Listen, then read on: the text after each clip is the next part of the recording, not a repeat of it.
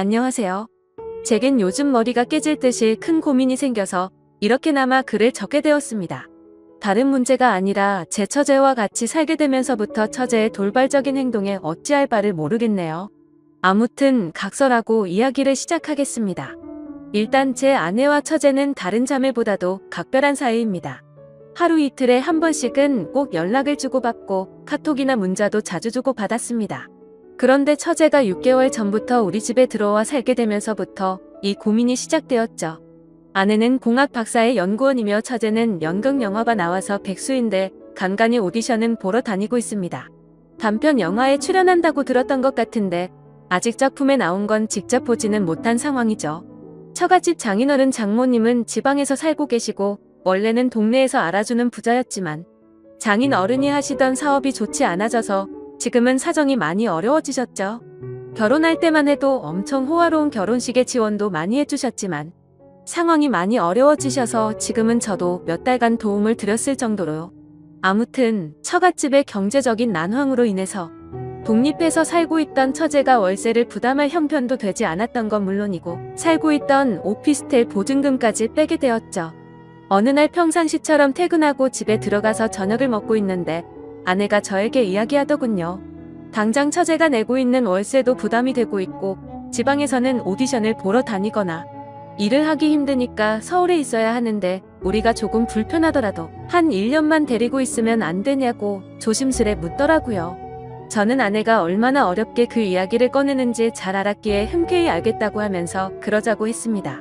솔직히 그렇게 승낙을 하면서도 처음에는 굳이 안 좋을 것도 없었거니와 처음에는 좋았습니다.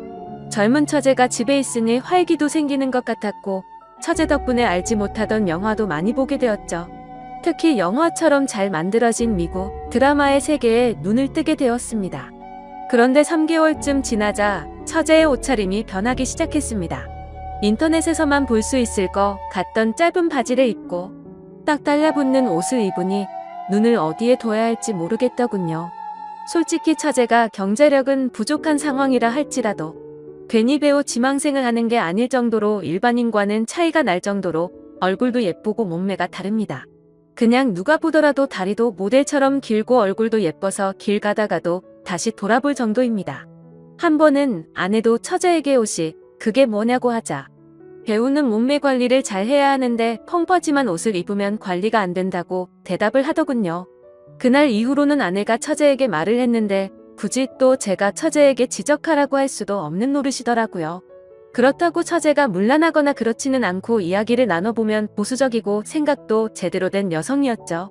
아무튼 처제의 복장 문제로만 이런 고민 글을 쓰고 있는 게 아니라 진짜 제가 힘들게 된 문제는 여기서부터 시작이 됩니다.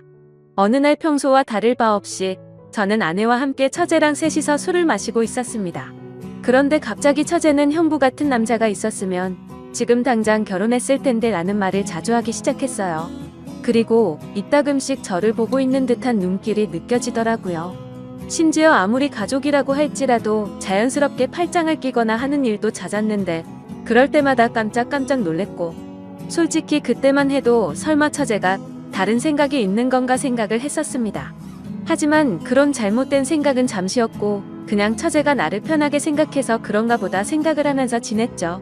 그런데 어느 날 아내가 국제 컨퍼런스를 간다고 집을 일주일 동안 비우게 되었습니다. 아내가 없이 처제와 둘이서 지내게 되었는데 공기가 무겁다고 느껴질 만큼 무척 어색하더군요. 그래서 일부러 이를 핑계 삼아서 자정이 넘어서 새벽이 다 되어서 집에 들어갔습니다. 그렇게 늦게 들어가기를 3일째 되는 날 밤이었는데 피곤해서 바로 잠이 들었다가 인기척이 느껴져서 봤더니 처제가 방문을 빼꼼히 열어보더라고요. 방에 무슨 볼일이 있는 건가 싶었는데 처제는 조용히 다시 문을 닫고 나가더군요.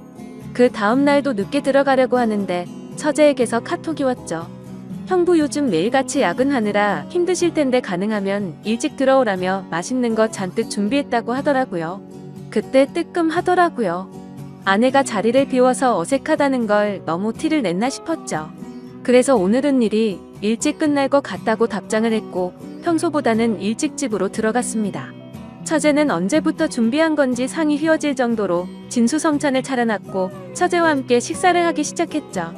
그러다 처제는 형부 얼굴 까먹겠다면서 장난을 쳤고 오랜만에 같이 술이나 한잔 하자고 하더라고요. 한 잔씩 마시다 보니 금세 술에 취해갔고 처제는 갑자기 고민 상담을 털어놓더군요. 생각처럼 일 잘 안 풀린다는 말부터 시작해서 짝사랑하는 남자가 생겼는데 이루어질 수가 없어서 고민이라고 말이죠. 그래서 저는 처제 정도의 외모면 어떤 남자를 꼬실 수 없을까 싶어서 이해가 안 되어서 물었습니다. 무슨 남자를 좋아하길래 처제가 그렇게 고민을 하고 있냐고 하면서 그냥 고백하면 거절할 남자가 없을 것 같은데? 라면서 웃으면서 말했습니다. 그러자 형부도 제가 고백하면 받아주려고요? 이런 말을 하더라고요. 솔직히 서로가 술에 좀 많이 취한 상태라서 잘못 들은 줄 알았고 농담을 하는 줄 알아서 대답했습니다. 그럼 내가 총각 때 처제 같은 사람이랑 술을 마시면 너무 긴장해서 손이 덜덜 떨릴걸 하면서 웃었죠.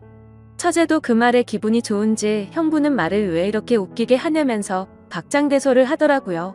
아무튼 그렇게 술을 마시다가 처제는 새로운 영화 추천을 해준다면서 영화를 텄고 처제와 함께 맥주를 마시면서 영화를 보다가 저도 모르게 잠이 들었습니다. 그런데 뭔가 손을 잡는 기분이 들어서 살짝 눈을 떠보니 처제가 제 손을 잡고 있더라고요. 아무리 술에 취했다고 하더라도 갑자기 손을 잡는다는 게 무슨 의미인지 온갖 생각이 다 들었습니다. 눈을 뜨면서 꾸짖고는 왜 손을 잡냐고 이러지 말라고 해야 하는 건지 아니면 잠자고 있어야 하는 건지 말이죠. 그렇게 갈등을 하고 있는데 처제가 조용히 일어나더니 살금살금 방으로 들어가더군요. 10초 정도 되는 그 시간이 10시간처럼 느껴졌었죠. 다음날 저는 아무것도 모르는 척하고 처제에게 인사를 건네고 출근을 했습니다.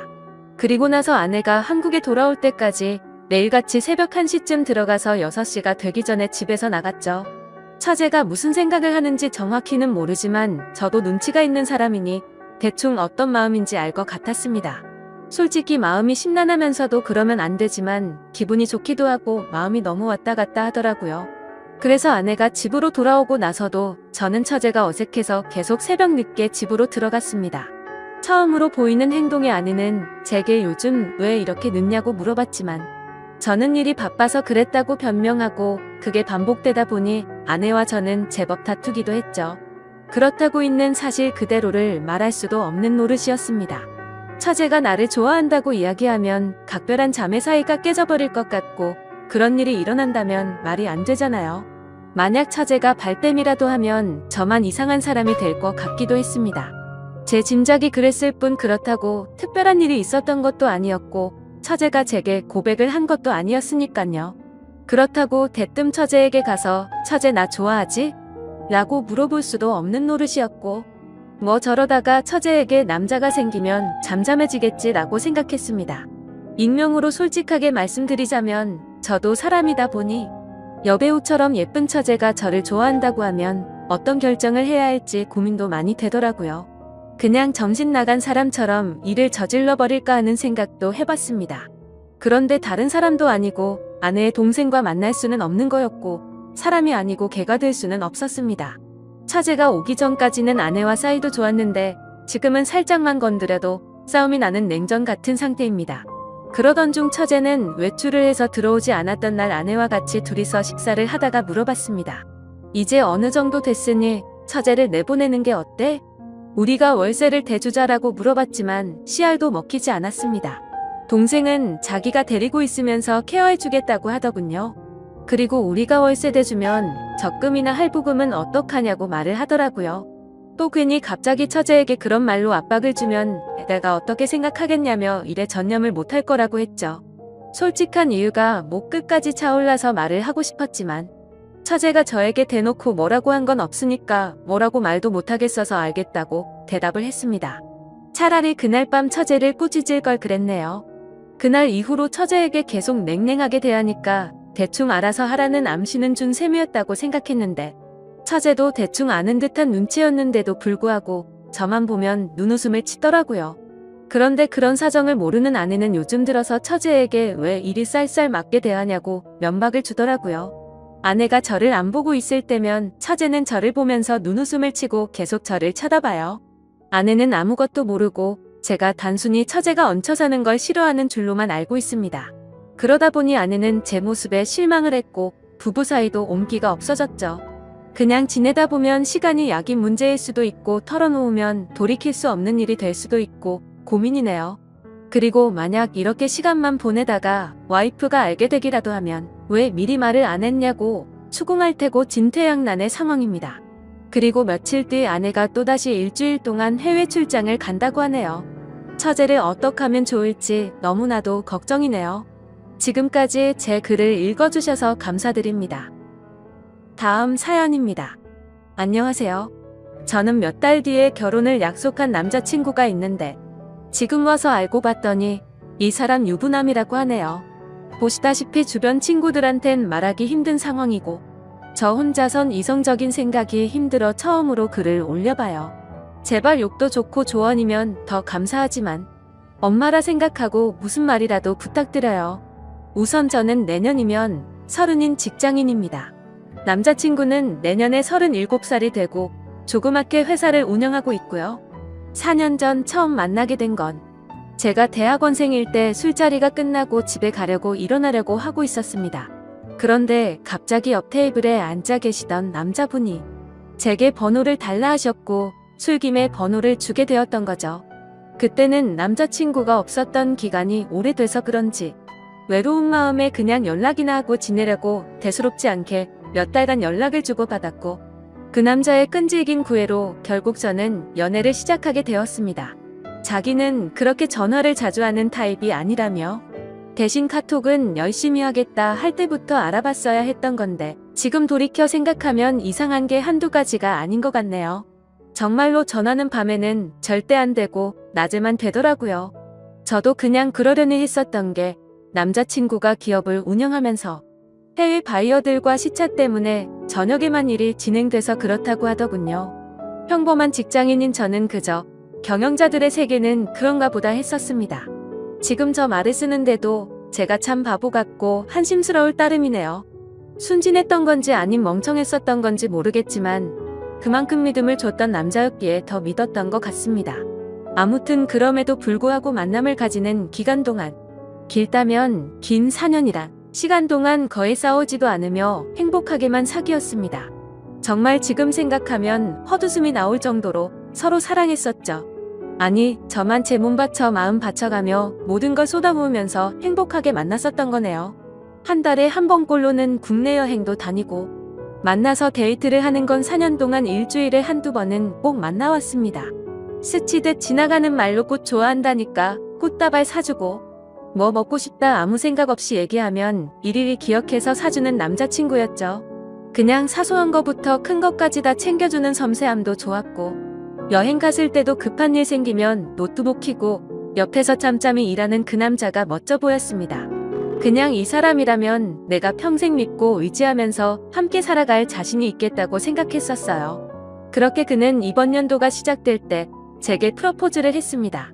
이번 연도부턴 저와 한 집에 살고 싶다며 앞으로도 평생 동안 쭉 연애하듯이 살자고 말하더군요. 결혼 날짜도 금방 잘 조율해서 잡았고 바로 양가 부모님도 배웠습니다.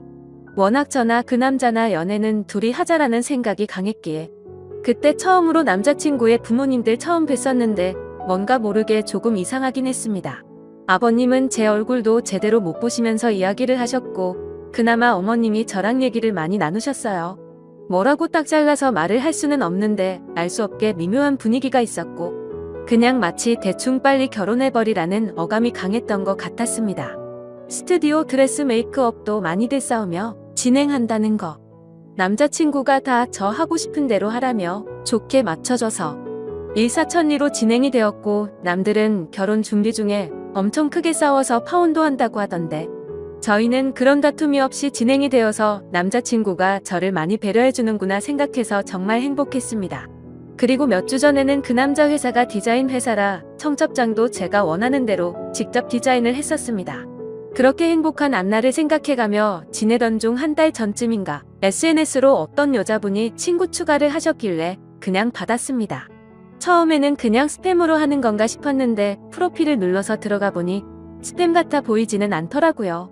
그래서 혹시 나를 아는 사람인가 싶어서 친구 요청을 수락하고 누구냐고 물어보고 나서 충격을 금할 수가 없었습니다.